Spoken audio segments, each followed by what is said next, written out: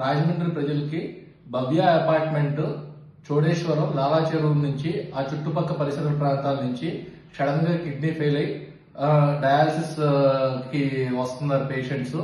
బాడీలో acid levels కూడా ఎక్కువ ఉంటున్నాయి. రాజమండ్రిలో కిడ్నీ డాక్టర్లు అందరి దగ్గర కూడా 1-2 కేసులు తగులుతున్నాయి. సో దానికి కారణం ఏంటో తెలియదు. చెడు పాలు వల్ల, లేకపోతే అపార్ట్మెంట్ ట్యాంక్ లో వాటర్ క్లీన్ చేయకపోవడం వల్ల ప్రాబ్లమా, లేకపోతే కారణాలు ఏంటో అన్వేషించాలి. వాళ్ళకి ఒక రోజు జ్వరము, మిగతా లక్షణాలు విరోచనాలు ఏమీ లేకుండా కూడా 9 క్రియాటిన్ అలా వచ్చి డయాలసిస్ చేసిన తర్వాత కూడా యాసిడ్ లెవెల్స్ ఎక్కువ ఉంటున్నాయి. పేషెంట్ లో 2-3 వెంటిలేటర్ కూడా అవసరం పడింది. సో 3 కేసులు కాకినాడ జీజీహెచ్కి రెఫర్ అయ్యారు. సో ప్రజలు కారణాలు తెలిసేటప్పటికి, ఈ కారణాలు ఏవైనప్పటికీ నీరు, పాలు కనీసం 10-15 నిమిషాలు వేడి చేసుకుని వడగట్టి తాగవలసిందిగా ప్రజలకు విజ్ఞప్తి.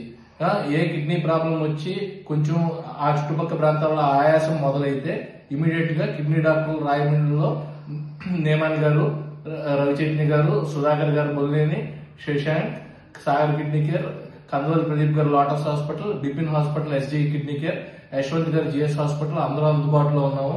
భయపడవద్దు.